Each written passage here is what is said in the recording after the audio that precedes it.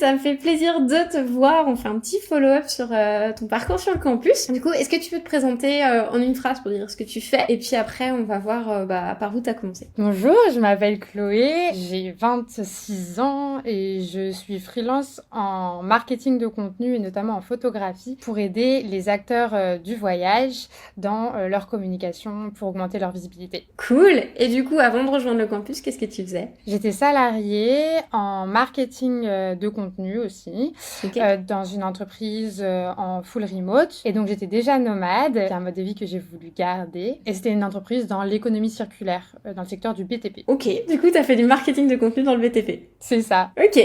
D'abord dans l'équitation et après dans le BTP. Ah ouais, d'accord. Donc j'imagine que c'est deux mondes très différents. Ouais, en fait, avant d'être en marketing, j'ai fait d'abord des études de lettres et après j'ai passé mon monitorat d'équitation, sans transition, après une prépa littéraire, parce que j'aimais enseigner, que j'aimais être dehors, que j'aimais être en contact des gens. Et donc en fait, j'ai fait un master média, communication et sport après qui a joint les deux, en fait, le parcours un peu littéraire, communication et le parcours équitation. L'équitation, c'est pas un monde facile. C'est un monde très sexiste aussi, encore, aujourd'hui. Donc j'ai voulu le quitter et j'ai trouvé ce job qui était en full remote, mais que j'ai pas choisi pour ça, parce que juste le poste était intéressant, j'avais la possibilité d'être vraiment formée. Mais il se trouve que, du coup, j'ai découvert ce que c'était qu'être digital nomade et j'ai commencé comme ça. Et qu'est-ce qui t'a donné envie de passer au monde du freelancing? C'était cette liberté à laquelle j'ai toujours aspiré. Aussi, je savais que je voulais partir de mon salariat parce que la manière de travailler me convenait plus dans cette entreprise-là. Je pense que j'aurais pas été contre le fait de retrouver un job, mais à distance, un job salarié.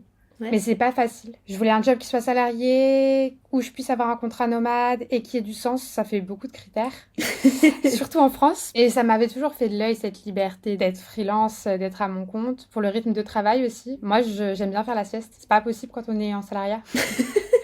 J'aime bien me lever très tôt, commencer à bosser à 7h, avoir ce rythme un peu à l'espagnol. Et puis pouvoir travailler sur les projets que je souhaite, au rythme que je souhaite, avec les clients qui me font rêver. Donc voilà.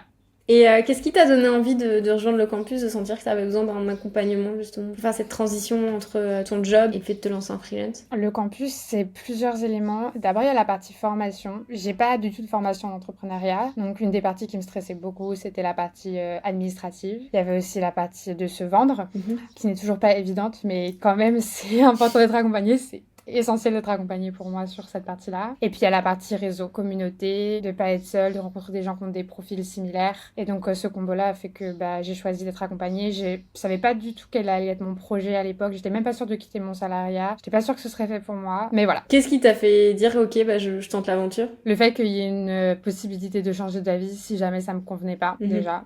Ça m'a rassurée beaucoup. Je me suis dit que je tentais parce que ça vaut vraiment la peine d'investir en soi, parce qu'à la fin, on est la personne avec laquelle on passe le plus de temps. Et donc, de me dire, j'essaye, et puis j'aurai pas de regret. Et puis j'essaye vraiment. Et puis si ça marche pas, on fera différemment. C'est pas grave. Mais au moins, j'aurai pas le regret de me dire, ah, et si. Et du coup, qu'est-ce que t'as accompli, mis en place depuis que tu t'es lancée, que t'as rejoint le campus? Alors, j'ai mis en place beaucoup de choses. La plus grosse, je dirais, c'est que j'ai lancé mon podcast, qui est mon projet clé. Ça faisait très longtemps que je voulais lancer un podcast. Mais là, j'avais un peu un bon prétexte pour le faire. Je sors demain mon 31e épisode. Waouh! Donc en moins de 6 mois. Incroyable. J'ai rencontré plein de gens, vraiment beaucoup de gens, inspirantes dans le secteur du voyage notamment, parce que mon podcast est dédié au nomadisme. Donc ça, c'est la plus grosse partie. Ensuite, j'ai quitté mon salariat. C'est peut-être aussi une grosse partie. C'est en détail. J'ai quitté mon salariat, j'ai créé ma micro-entreprise pour mettre à mon compte. J'ai eu mes premières prestations dans le domaine de la photo d'une part et du marketing de contenu d'autre part. Il y a un projet très chouette aussi. On a fait avec 2 autres membres du campus et une autre entrepreneuse un e-book qui est dédié à la question du voyage responsable. Donc comment voyager autrement, hors des sentiers battus, de manière un peu plus respectueuse de l'environnement, un peu plus respectueuse des populations locales aussi. Ça, c'est un projet qu'on a fait à 4, du coup, qui a été riche à la fois d'apprentissage en termes de création de contenu, bien sûr, mais aussi humain, de se coordonner les unes les autres autour de cette thématique en plus qui nous tient toutes beaucoup à cœur. Et qu'est-ce que ça t'a apporté justement de faire ce projet dans ton projet après à toi? Déjà, ça a enrichi mon portfolio parce que c'est vraiment le type de projet que j'adorerais faire pour mes clients idéaux. Et du coup, de pouvoir le mettre en avant, de pouvoir avoir des chiffres aussi, de dire après tant de lancements, on a tant de téléchargements, voilà les témoignages des lecteurs et des lectrices, et c'est une preuve de crédibilité en fait. Et même moi, ça m'aide à me sentir plus légitime. Ça, c'est la première chose. La deuxième chose, c'est que j'ai signé un contrat récemment grâce à ce projet peut-être j'espère. Mais il y a une des personnes avec qui on a collaboré sur ce projet qui est venue me demander en fait de la coacher, de la former en marketing digital, vraiment sur la stratégie marketing. Et donc j'ai signé mon premier vrai contrat, si je peux dire, grâce à ce projet-là. Ok. Du coup, comment tu t'es sentie? Parce que je sais que la vente, c'est quelque chose qui te faisait un peu peur. On en parlait en off.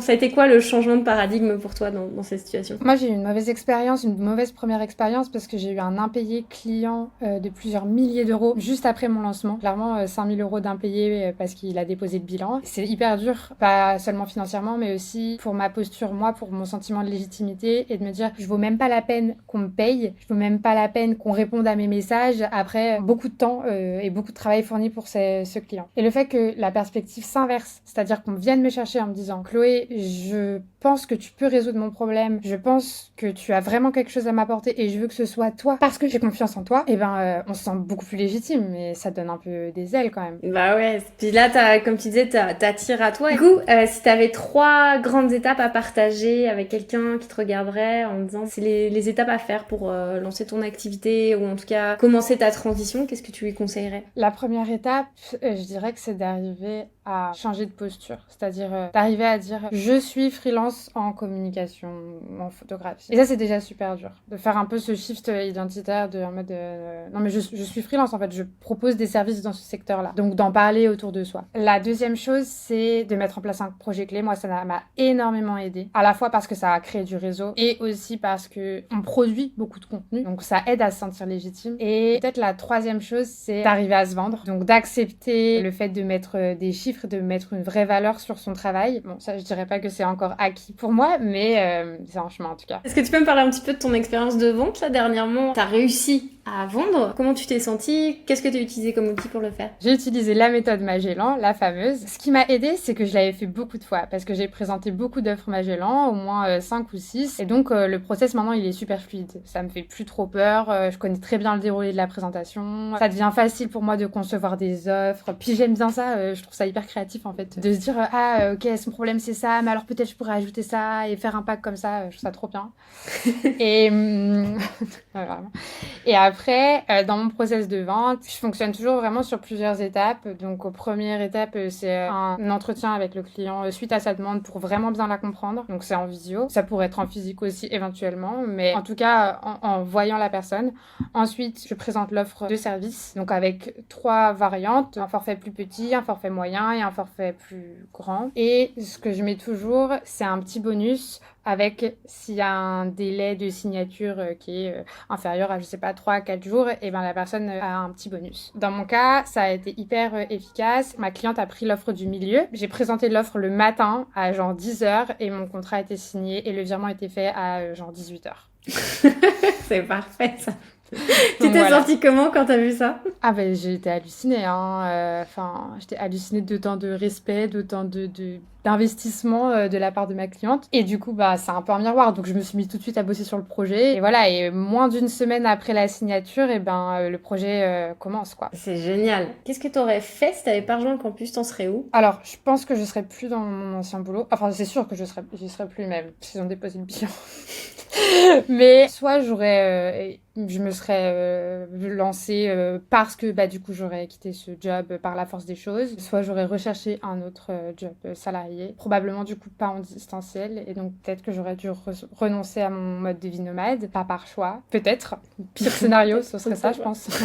Et c'est quoi tes coups de cœur du campus? Franchement, c'est les rencontres que j'ai faites. Ma cliente maintenant, c'était une personne qui était dans mon tout premier équipage. Donc les équipages, c'est chouette, ça dépend beaucoup avec qui on tombe bien sûr, mais c'est chouette. Les feux de camp live aussi, ça peut donner des gros coups de boost. Et puis, je crois que mon coup de cœur ultime, c'est pas le plus compliqué, mais c'est le checkpoint du lundi. En gros, tous les lundis, on fait un bilan sur ce qu'on a fait dans la semaine, ce qu'on va faire dans la semaine prochaine, nos objectifs en fait, ce qui nous bloque aussi. Et puis là, les membres de la communauté peuvent répondre pour nous aider sur nos points de blocage. Parfois, il y en a un qui dit « Ah, mais attends, je connais un tel qui parle de tel sujet. » Et donc, ça aide à faire du lien. Et puis, ça me structure, quoi, vraiment. Donc, ça m'aide beaucoup aussi. Trop cool. Oui, je te vois souvent dans le checkpoint du lundi. Tous les lundis. Tous les lundis, on sait où t'en es sur ton parcours. J'aime bien te suivre étape par étape. Il y a eu les coups durs, les victoires. C'est un moment qu'on partage tous ensemble. Le fait de pas le faire toute seule, j'imagine que ça t'aide aussi au quotidien. Ouais, oui, le fait d'être plusieurs, notamment dans la partie nomade, donc qui est aussi une grosse partie de mon quotidien. Il y a une membre du campus que j'ai interviewée dans mon podcast et qui a parlé d'expériences qu'elle avait vécues. Notamment, elle était partie en volontariat, elle a partagé une ressource pour trouver des logements chez d'autres femmes en tant que femme. Et en fait, c'est des expériences, si elle me les avait jamais partagées, et ben je les aurais jamais tentées. Et là, j'ai fait ça pour la première fois grâce à elle. Et ça, c'est pour la partie voyage, mais dans la partie entrepreneuriat, c'est pareil, on se challenge, on fait des calls réguliers où on se dit, ok, c'est quoi tes enjeux? Typiquement, elle voulait restructurer son projet clé, et je l'ai un peu challengée. Elle va me challenger sur mes projets aussi. Elle a eu un gros coup dur pendant son voyage et on s'est appelé. Et ça, c'est vraiment des relations qui sont hyper fortes. Pour moi, ces amitiés-là, parce que ça devient de l'amitié, c'est plus fort que mes amitiés physiques, en fait. Ah ouais, à ce point-là? Ouais. Après, c'est aussi que, par exemple, moi je suis nomade, mes amis, j'ai pas jamais un de mes amis de ma vie d'avant d'être nomade qui soit venu me voir, alors que la membre du campus dont je parle, elle est venue me voir chez moi et moi j'étais là voir chez elle. Ah, c'est beau. Donc, ça crée du lien. Ouais, ça crée vraiment du lien. Je trouve ça trop beau. Tu sais, quand moi je regarde ça de loin en me disant, on a construit le campus et de dire, ça a créé des amitiés qui sont hyper fortes, c'est touchant, quoi. On voit que le choix que t'as fait, c'est vraiment un choix qui a un impact sur ta vie aujourd'hui, qui a peut-être changé même une trajectoire, même certainement, parce que vu que t'as lancé ton podcast, t'as fait des rencontres et tout, je trouve ça vraiment cool, puis tu t'impliques dedans, tu te bouges pour le réaliser. Et justement, quel conseil tu donnerais à quelqu'un qui hésite à rejoindre le campus en ce moment? Peut-être d'investir sur soi, en tout cas de se poser vraiment la question, est-ce que mon projet à moi mérite cet investissement ou pas? Moi, c'est vraiment ça qui m'a aidé de me dire déjà qu'est-ce que je risque, et ensuite de me dire encore une fois je vais redire la même chose, mais t'es la personne avec qui tu vas passer le plus de temps, donc peut-être que ça mérite vraiment d'investir dans soi en fait. C'est très beau ce que tu dis. C'est vrai qu'on n'aura pas conscience qu'on passe toute notre vie avec nous-mêmes en fait. La première fois que tu m'as dit ça, c'est vrai. C'est long et ça peut être vraiment long si on n'est pas en accord avec soi-même. Donc je pense que ça vaut vraiment la peine. Merci Chloé. Où est-ce qu'on peut retrouver ton travail? Sur Instagram, nomanes-média pour le podcast et by Chloé V pour mon travail photographique. Sur LinkedIn aussi, Chloé Valentin. Excellent. Écoute, on va partager tes ressources et puis allez voir son podcast. Tu m'as annoncé la suite du podcast qui allait être vraiment cool, donc allez voir ce que Chloé fait. Et merci beaucoup Chloé pour ton partage.